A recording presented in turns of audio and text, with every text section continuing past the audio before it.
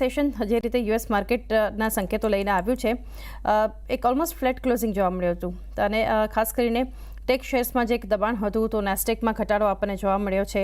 સાથે S&P 500 જે બંને ઇન્ડેક્સ રેકોર્ડ હાઈ પર આપણને દેખાયા હતા ત્યાં હવે એક નીચલા સ્તર આપણને જોવા મળી રહ્યા છે.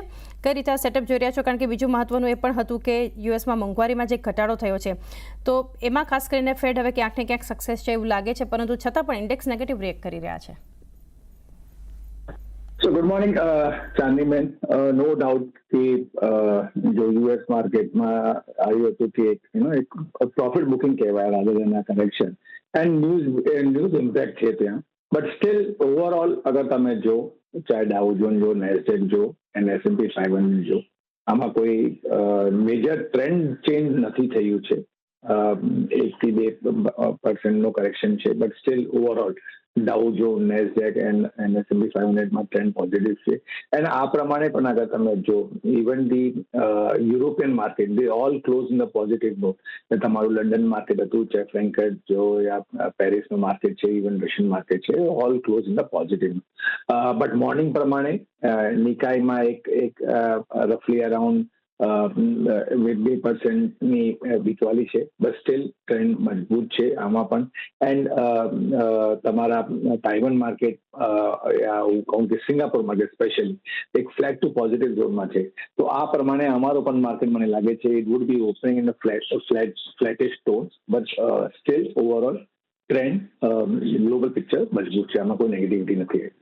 ઓકે, ઓવરઓલ એક મજબૂત સેટઅપ વૈશ્વિક બજારો તરફથી કોઈ જ હાલ નેગેટિવિટી નથી. FIS અને DISના નંબર બ્રિજેશ ત્યાં એક નેગેટિવિટી જોઈ રહ્યા છે, કારણ કે આપણે ગઈકાલે ચર્ચા કરી હતી કે ઇન્ડેક્સ મજબૂત છે એટલે થોડી ચિંતા નથી, કારણ કે કેશ માફ કરશો ઇન્ડેક્સમાં વેચવાલી છે પરંતુ કેશ મજબૂત સેગમેન્ટ હતું, પરંતુ આજે કેશમાં પણ વેચવાલી છે. 1137 કરોડની FIS દ્વારા વેચવાલી થઈ છે. DIS તરફથી તો છે સપોર્ટ 1676 કરોડ એમને ખરીદ્યા છે. ઇન્ડેક્સ ફ્યુચર જુઓ 2179 કરોડની વેચવાલી કરી છે. સ્ટોક ફ્યુચરમાં એક વેચવાલીનો આપણે આંકડો જોઈ રહ્યા છીએ.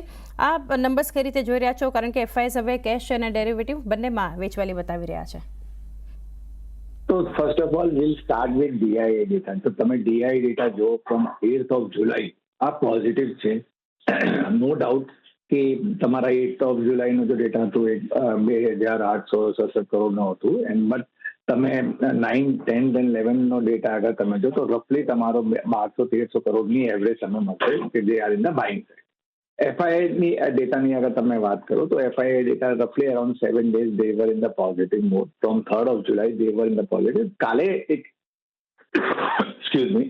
કાલે એક વીકવાલી આવી હતી, બટ સ્ટીલ ઓવરઓલ જો પમ્પિંગ છે આનું from 3rd of July till 11th of July, they were in the positive mode. So in that picture scenario, we can only say कि एक profit booking છે આમાં, somewhere FII would have thought that एक minor profit booking કરવી છે, they would have done it. But still overall બંને FII as well as DI still they feel that it trend positive છે. And as we all know, 23rd of July FM would be coming and would be giving a speech budget diverse છે, and then they can take a call whether which are the sector which look positive.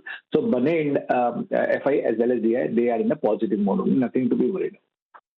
તો એ બંને તરફથી figures છે, કોઈ ખાસી negativity નથી FIS અને DIS પર. તો હવે નિફ્ટીની સ્ટ્રેટેજી બનાવીએ, કારણ કે ગઈકાલે એક્સપાયરીનું સેશન અને 24,316 આ લેવલ્સ પર બહુ જ મર્યાદિત રેન્જમાં કાલે બજારને આપણે જોયું હતું. અને ગઈકાલે ખાસ નિફ્ટીમાં જે એક અસર હતી ને આજે જ્યાં એક રિએક્શન જોવા મળશે TCSના નંબર્સ, એનું રિએક્શન આજે બતાવશે. સાથે ગઈકાલે તો નંબર્સ પહેલાં તો એક પોઝિટિવિટી હતી, સ્ટ્રોંગ હતું કાઉન્ટર. આજે પરિણામ પરથી જોઈએ કઈ રીતે રિએક્ટ કરશે, પરંતુ નિફ્ટીમાં જોઈએ તો જે ક્લોઝિંગ મળ્યું હતું, સાથે કોલ રાઇટર્સ અને પુટ રાઇટર્સ જોઈએ એક્ટિવ ક્યાં હતા. 24,400, 24,500 ઉપર કોલ રાઇટર્સનો એક એક્ટિવ ઝોન આપણને દેખાયો હતો. તો નીચેની તરફ 24,300 અને 200નો ઝોન, ત્યાં આપણને પુટ રાઇટર્સ દેખાયા હતા. કઈ રીતે હવે નિફ્ટી માટેના લેવલ્સ તમે જણાવશો?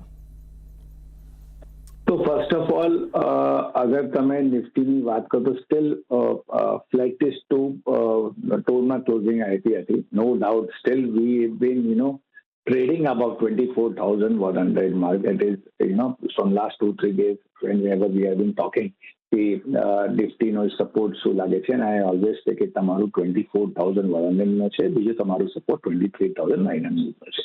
તો સ્ટીલ 24,100 जो સપોર્ટ છે સ્ટીલ ઇન્ટેક્ટ છે. that has not been broken.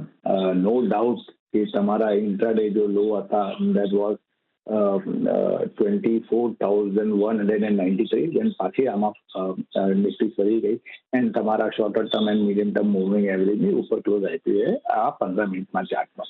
તો મને લાગે છે કે still flattish tone would be there. Again, we'll go with 24,100 and 23,900. આ તમારું support zone will keep it. And ઉપરમાં resistance first hurdle would be 24,400 and major would be 24,490. તો મને લાગે છે કે સ્ટીલ આ રેન્જ જો છે તમારી 24,100 થી 24,400 ની range would be intact and Nifty would be closing in the same range only. Closing might be આજની ફ્રાઈડેની ક્લોઝિંગ છે it would be impact because બે દિવસની છુટ્ટી છે and after that again Monday would be a fresh weekday. So 24,400 would be acting as a resistance but 24,100 should not be get broken.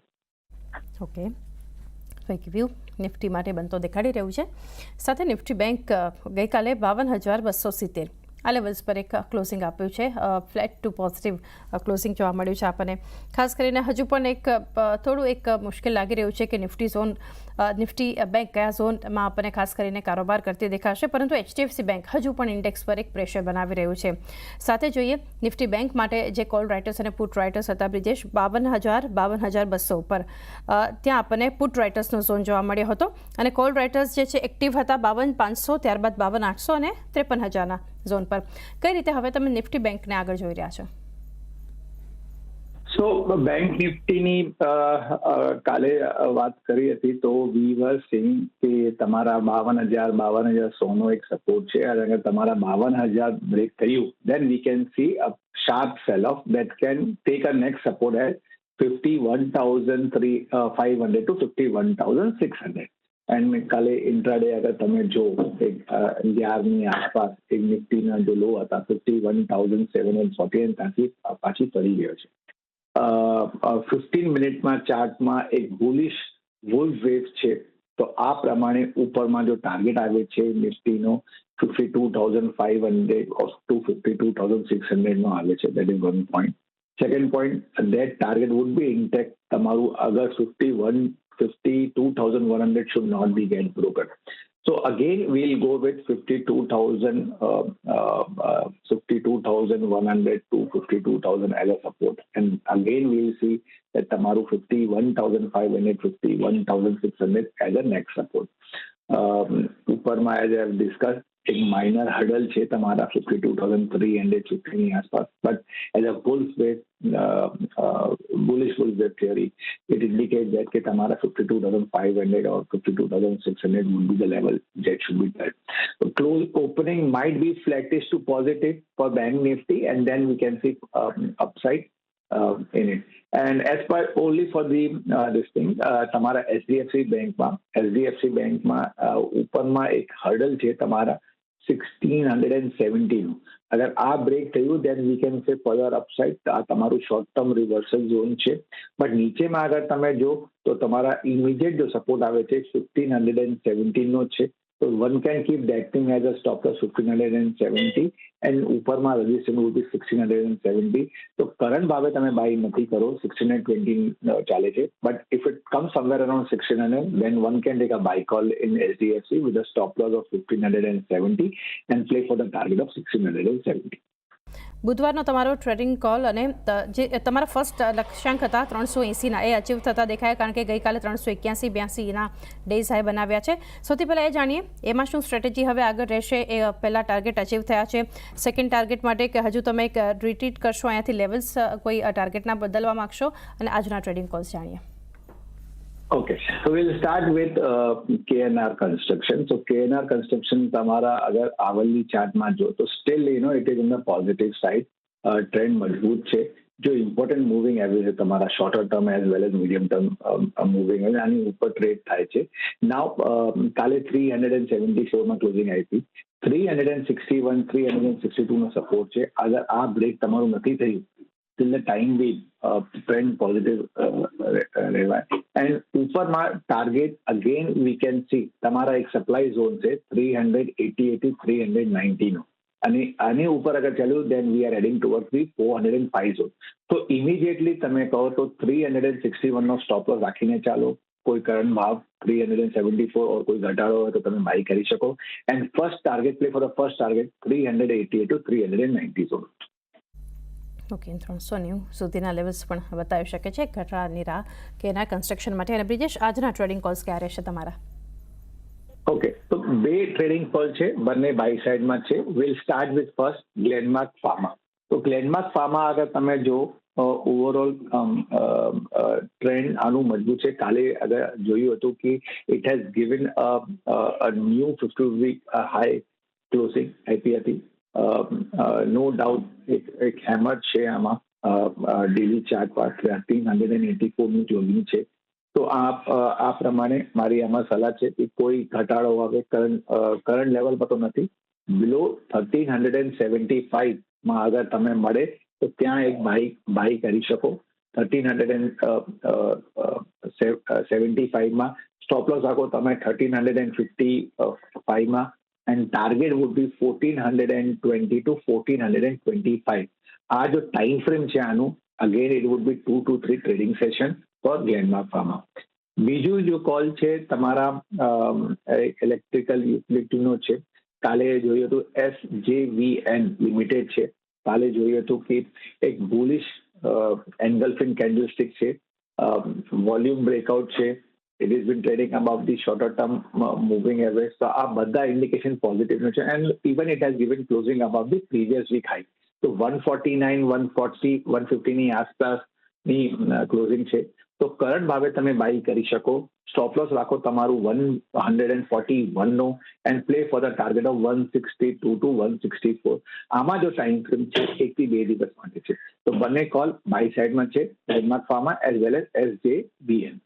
મારા તરફથી જે trading કોલ્સમાં રહેશે એમાં એક જે હું દેવા માંગીશ દેટ ઇઝ IOC માં ચાર્ટ સ્ટ્રક્ચર એવું છે કે એમાં એક મોટી કેન્ડલ થવાના, ગ્રીન કલરની મોટી કેન્ડલ થવાના ચાન્સીસ ઘણા બધા દિવસથી છે. હજી એ કેન્ડલ થઈ નથી, પણ it can happen any time એવું મને લાગે છે. તો અત્યારે 175 ઉપર છે IOC ના ફ્યુચર્સ. આ ચાર્ટમાં મારા હિસાબે 181 સુધી જવાની ક્ષમતા છે. 173 જ્યાં સુધી હોલ્ડ કરશે એટલે 2 રૂપીઝના એસએલ સાથે અગર આમાં આપણે જો લોંગ કરી શકીએ તો અપસાઇડ પર 181 સુધીનો ટાર્ગેટ પોસિબલ છે. સો વન ઇઝ IOC. અને એ સિવાય જે હું સેકન્ડ કાઉન્ટર દેવા માંગીશ દેટ ઇઝ અગેન હિન્દ પેટ્રોમાં ગઈકાલે પણ સિસ્ટર ચેનલ પર અમે કોલ આપ્યો હતો. ત્યાંની પ્રાઇસ એક્શનમાં એવી પૂરી પોસિબિલિટી હતી કે એક મોટી બાર બની શકે, અને એ ગઈકાલે બની પણ ખરી. અને હજી આમાં ફોલો થ્રુની ઉમ્મીદ પૂરી છે. તો જેવી ગઈકાલની કેન્ડલ બની છે એવી બીજી એકાદ બે કેન્ડલ બની શકે આવનારા દિવસોમાં, એવા ચાન્સીસ છે. તો જ્યાં સુધી 345 હોલ્ડ કરશે ફ્યુચર્સ ઉપર, ત્યાં સુધી 360-65 સુધી જઈ શકે તેવા હિન્દ પેટ્રોમાં પણ પૂરા ચાન્સીસ છે. એટલે એક હિન્દ પેટ્રો અને એક IOC. બે સ્ટોક્સ છે, બંને ખરીદારી સાઇડ પર છે. મારા પણ ટોલ્સ પહેલું સ્ટોક મારું ITCમાં રહેશે ખરીદારી માટે, કેમ કે સ્ટોકે price wise correction as well as time wise corrective phase પૂરું કર્યું છે, અને આ સપ્તાહમાં જ એક કન્સોલિડેશનનું બ્રેકઆઉટ આપ્યું છે. એટલે મને લાગે છે કે આ કરેક્ટિવ ફેસ પૂરું થઈને હમણાં ફરીથી અપટ્રેન્ડનું રિઝમ્પશન થયું છે. તો જે પ્રીવિયસ વાઇઝ હતા 480ની આસપાસ ફરીથી સ્ટોક હમણાં કરંટ લેવલ્સથી જઈ શકે છે. તો કરંટ લેવલ્સથી 445ના સ્ટોપ લોસથી ખરીદારી કરવાની સલાહ રહેશે 480ની અરાઉન્ડના ટાર્ગેટ્સ માટે. અને સેકન્ડ પિક મારું કોલ ઇન્ડિયામાં રહેશે, જ્યાં પણ એક મોમેન્ટમ પોઝિટિવ ટર્ન થઈ રહી છે. એક સારું કન્સોલિડેશનથી બ્રેકઆઉટ આ સ્ટોકે નું ગઈકાલની ટ્રેડિંગ સેશનમાં પણ આપ્યું છે. તો કોલ ઇન્ડિયા 488ના સ્ટોપ લોસથી ખરીદારી કરવાની સલાહ રહેશે 520 થી 525ની ટાર્ગેટ રેન્જ માટે. મારો પહેલો ટ્રેડિંગ કોલ જે રહેશે એ છે દીપક નાઇટ્રેટ અત્યારના કરંટ પ્રાઇસ પણ ઘણો અટ્રેક્ટિવ લાગી રહ્યો છે. છેલ્લા આપણે 2-3 દિવસથી જોઈ રહ્યા છે કે એક સારું પુશ એવા બધું જોવા મળી રહ્યું છે. તો પ્રોબેબલી અહીંયાથી આપણને 2900 સુધીના લેવલ્સ ટૂંક સમયમાં બનતા જોવા મળી શકે છે. 2700ની આસપાસનો સ્ટોપ લોસ મેન્ટેન કરવાનો રહેશે. સેકન્ડ જે મારો ટ્રેડિંગ કોલ છે એ છે ટાટા મોટર્સમાં 1000ની આસપાસનો સ્ટોપ લોસ મેન્ટેન કરવાનો રહેશે. ઉપરની સાઈડ પર 1075ના ટાર્ગેટ. સેકન્ડ ટ્રેડિંગ કોલ જે રહેશે ટાટા મોટર્સ રહેશે.